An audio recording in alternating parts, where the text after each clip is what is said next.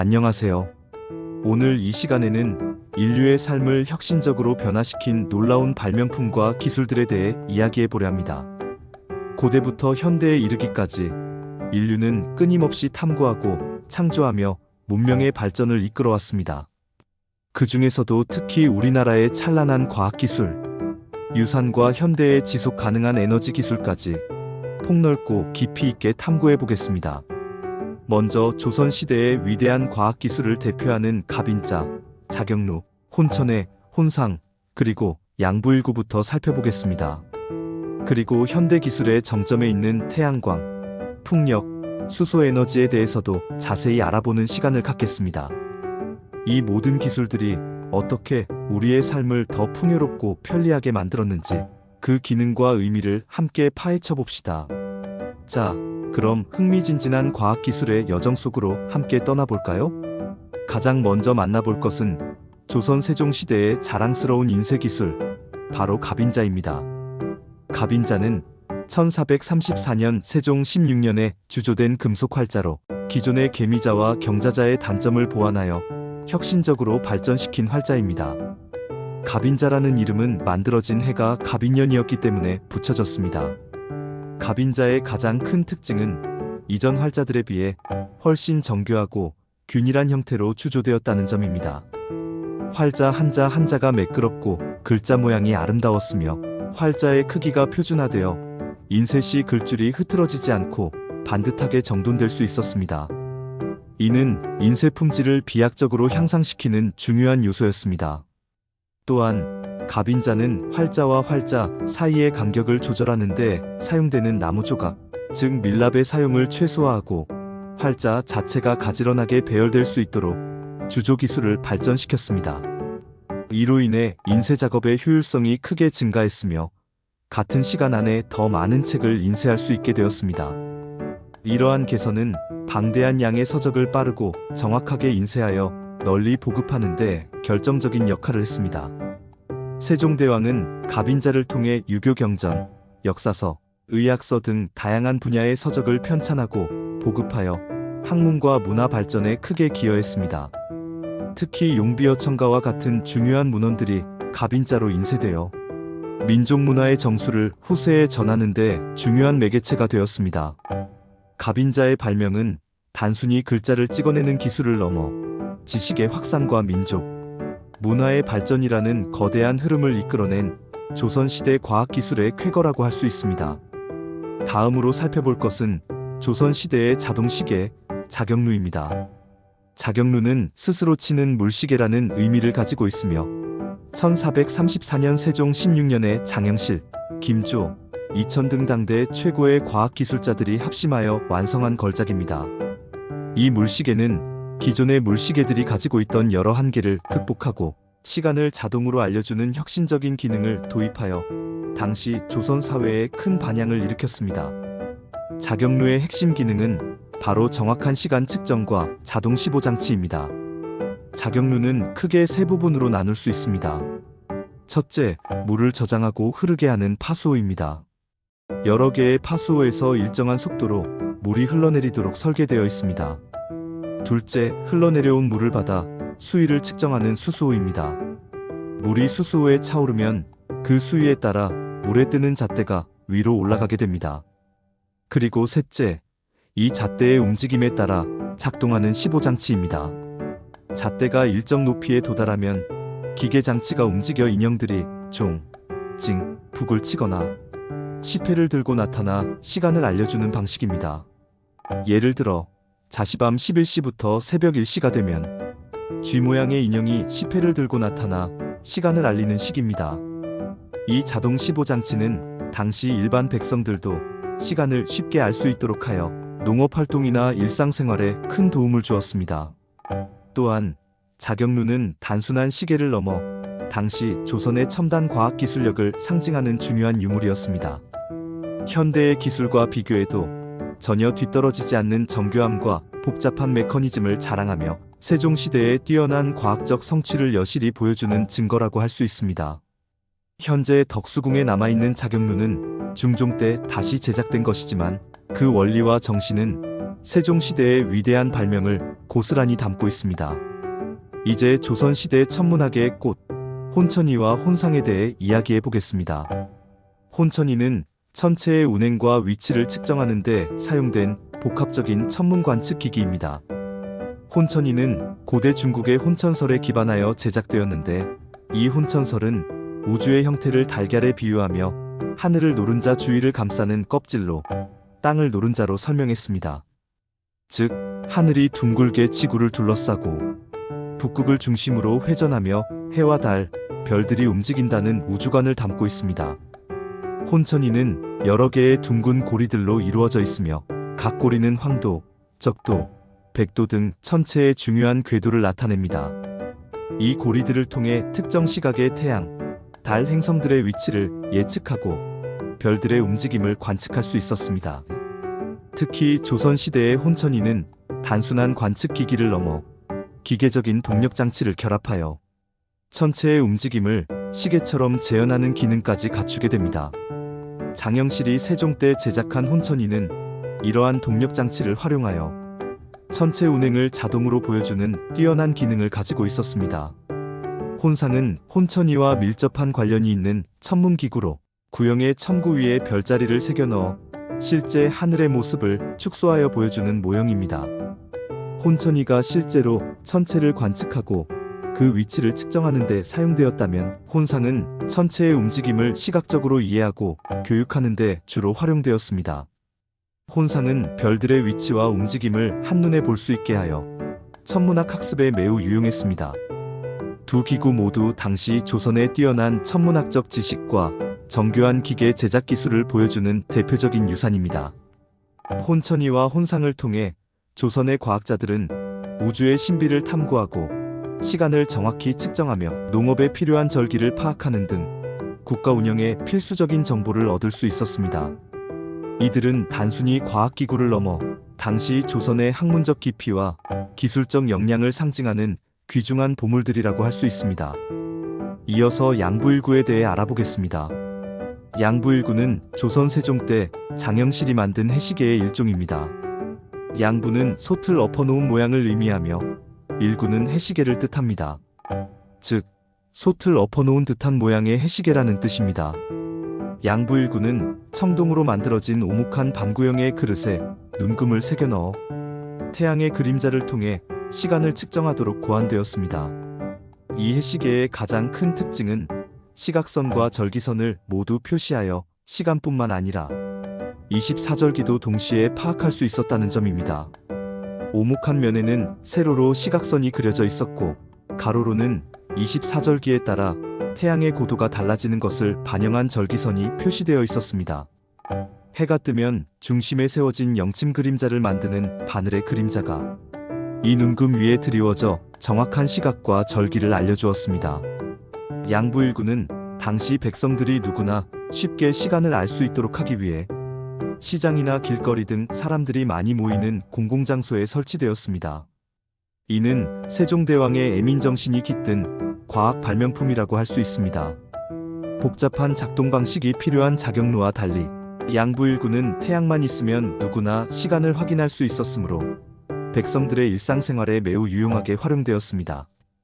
현재 남아있는 양부일구는 세종 때 만들어진 것은 아니지만 그 원형을 계승하여 후대에 제작된 것들이며 여전히 조선시대의 뛰어난 천문학과 시간 측정 기술을 보여주는 소중한 유산으로 평가받고 있습니다. 잠시 조선시대의 국방기술도 짚고 넘어가 볼까요? 바로 화포입니다. 화포는 화약의 힘을 이용하여 탄환을 발사하는 무기로 전쟁의 양상을 송두리째 바꾼 혁명적인 발명품입니다.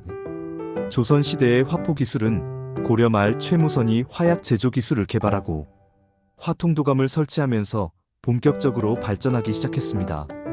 조선 건국 초기에도 국방력 강화를 위해 화포 개발에 많은 노력을 기울였으며 세종시대에는 각종 화포들이 대량 생산되고 성능이 개선되었습니다. 조선의 화포는 크게 대형 화포인 천자총통, 지자총통, 현자총통, 황자총통 등과 소형 화포인 승자총통 등으로 나눌 수 있습니다. 이 화포들은 발사하는 탄환의 종류도 다양했는데 쇠구슬인 철탄, 화살을 쏘는 필형전, 그리고 폭발력을 가진 비격진 철뢰 등 여러 형태의 탄환을 사용하여 전투 효율성을 극대화했습니다. 특히 이순신 장군이 임진왜란에서 사용했던 거북선에도 다양한 화포가 장착되어 왜군의 함대를 격파하는 데 결정적인 역할을 했습니다. 화포는 단순히 적을 공격하는 무기를 넘어 적의 사기를 꺾고 아군의 전투력을 증강시키는 전략적 무기였습니다. 조선의 화포 기술은 당시 세계 최고 수준이었으며 이는 국방력 강화와 국가의 안정 유지에 크게 기여했습니다. 화포의 발달은 조선의 과학기술이 군사 분야에서도 탁월한 성과를 이루었음을 보여주는 중요한 증거입니다. 이번에는 정약용의 혁신적인 기술, 거중기에 대해 알아보겠습니다. 거중기는 조선 후기 실학자 정약용이 수원 화성 축조에 사용하기 위해 고안한 기중기입니다. 거중기라는 이름은 무거운 것을 들어올리는 기구라는 뜻을 가지고 있습니다. 정약용은 중국의 기기도설이라는 책에서 서양의 도르래 원리를 접하고 이를 조선의 실정에 맞게 개량하여 거중기를 설계했습니다. 거중기의 핵심 원리는 바로 도르래의 활용입니다. 여러 개의 도르래를 연결하여 힘의 방향을 바꾸고 작은 힘으로도 무거운 물체를 들어올릴 수 있도록 하는 복합 도르래 시스템을 적용했습니다. 도르래의 수가 많아질수록 필요한 힘은 줄어들지만 대신 줄을 당겨야 하는 거리는 길어지는 원리를 이용한 것입니다. 이 거중기 덕분에 수원 화성 축조에 필요한 막대한 양의 돌과 건축 자재들을 훨씬 효율적이고 빠르게 운반하고 쌓을 수 있었습니다. 당시 거중기를 사용하지 않았다면 수원 화성 완공까지 훨씬 더 오랜 시간이 걸렸을 것이며 투입되는 인력과 비용도 엄청났을 것입니다. 거중기의 발명은 당시 조선의 토목기술 수준을 한 단계 끌어올렸을 뿐만 아니라 정약용의 뛰어난 실학 정신과 응용과학기술 능력을 보여주는 대표적인 사례입니다. 이는 단순히 건축도구를 넘어 조선 후기 과학기술의 발전과 실용적인 학문의 중요성을 일깨워준 귀중한 유산입니다. 다음으로 조선 후기 실학자의 위대한 유산 자산어보를 살펴보겠습니다. 자산어보는 정약용의 형인 정약전이 흑산도 유배 시절에 저술한 어류학 서적으로 우리나라 최초의 해양 생물 백과사전이라고 할 수 있습니다. 자산은 흑산도의 흑을 자로 바꾼 것으로 흑산도의 또 다른 이름입니다. 정약전은 유배지인 흑산도에서 약 16년 동안 생활하면서 주변 바다의 해양 생물들을 직접 관찰하고 연구했습니다. 그는 어민들과 교류하며 생물들의 생김새, 서식지, 습성, 잡는 법, 식용 여부, 약용 가치 등을 상세하게 기록했습니다. 자산어보는 어류, 해조류, 폐류 등 약 200여 종의 해양 생물에 대한 정보를 담고 있으며 각 생물에 대해 정확한 분류와 함께 다양한 정보를 제공합니다. 특히 당시에는 존재하지 않았던 생물들의 특징을 세밀하게 묘사하고 그림으로 기록하여 후대 연구자들이 생물들을 식별하는 데 큰 도움을 주었습니다. 자산어보는 단순한 어류 도감을 넘어 당시 조선의 해양 생물학 수준을 보여주는 귀중한 자료입니다. 또한 정약전의 불굴의 탐구 정신과 실학자로서의 면모를 보여주는 대표적인 저서이기도 합니다. 이는 백과사전적인 지식의 집대성이자 자연에 대한 깊이 있는 이해를 바탕으로 백성들의 삶에 도움이 되고자 했던 실학정신의 발현이라고 할 수 있습니다. 오늘날에도 자산어보는 해양생물 연구와 어업 관련 지식의 중요한 기초 자료로 활용되고 있습니다. 이제 잠시 시간을 되돌려 시간을 알려주는 또 다른 중요한 발명품, 자명종에 대해 알아보겠습니다. 자명종은 스스로 소리를 내어 시간을 알리는 종이라는 의미로 기계적인 동력으로 작동하여 특정 시간이 되면 알람을 울리는 시계입니다. 자명종은 시계 기술의 발전과 함께 등장했으며 조선시대에는 서양 문물로 유입되어 당시 왕실이나 사대부 계층에서 사용되었습니다. 자명종의 등장은 단순히 시간을 알려주는 것을 넘어 사람들의 일상생활에 큰 변화를 가져왔습니다. 이전에는 태양의 움직임이나 물시계 등을 통해 대략적인 시간을 짐작해야 했지만 자명종은 정해진 시간에 정확히 소리를 내어 활동을 시작하거나 마무리하는 데 도움을 주었습니다. 특히 정해진 시간에 기상해야 하는 경우나 중요한 약속을 놓치지 않도록 하는 데 유용했습니다. 자명종은 기계공학 기술의 발전과 밀접한 관련이 있습니다. 복잡한 톱니바퀴와 스프링 메커니즘을 통해 정확한 시각을 유지하고 설정된 시간에 자동으로 소리를 내는 장치를 작동시키는 원리를 가지고 있습니다. 현대에 와서는 전자기술과 결합하여 더욱 다양한 기능과 정교함을 갖춘 자명종들이 개발되었지만 그 근본적인 목적은 변함없이 우리에게 정확한 시간을 알려주고 일상을 규칙적으로 관리할 수 있도록 돕는 데 있습니다. 이제 현대의 가장 중요한 에너지 기술로 시선을 돌려보겠습니다. 먼저 태양광 에너지입니다. 태양광 에너지는 태양으로부터 오는 빛 에너지를 전기 에너지로 직접 변환하는 기술입니다. 이는 태양 전지판 솔라 패널을 통해 이루어집니다. 태양 전지판은 주로 실리콘과 같은 반도체 물질로 만들어진 여러 개의 태양 전지로 구성되어 있습니다. 태양 전지에 태양빛 광자에 닿으면 반도체 내부의 전자가 에너지를 얻어 이동하게 되는데 이때 전위차가 발생하면서 전류가 흐르게 됩니다. 이 현상을 광전 효과라고 합니다. 태양광 발전의 가장 큰 장점은 무궁무진하고 깨끗한 에너지원이라는 점입니다. 태양은 인류가 존재하는 한 고갈되지 않는 에너지원이며 발전 과정에서 온실가스나 오염물질을 배출하지 않아 환경오염을 줄이는데 크게 기여합니다. 또한 한번 설치하면 유지보수 비용이 적게 들고 소규모 가정부터 대규모 발전소까지 다양한 규모로 설치할 수 있어 에너지 자립도를 높이는 데 효과적입니다. 초기 설치 비용이 높다는 단점이 있지만 기술 발전과 함께 효율성이 증가하고 비용이 하락하면서 전 세계적으로 태양광 발전의 보급이 빠르게 확산되고 있습니다. 앞으로 태양광 에너지는 화석 연료를 대체하고 지속 가능한 미래를 구현하는 데 핵심적인 역할을 할 것입니다. 다음은 풍력 에너지입니다. 풍력 에너지는 바람의 운동 에너지를 이용하여 전기 에너지를 생산하는 기술입니다. 이 기술의 핵심은 거대한 날개 블레이드를 가진 풍력 터빈입니다.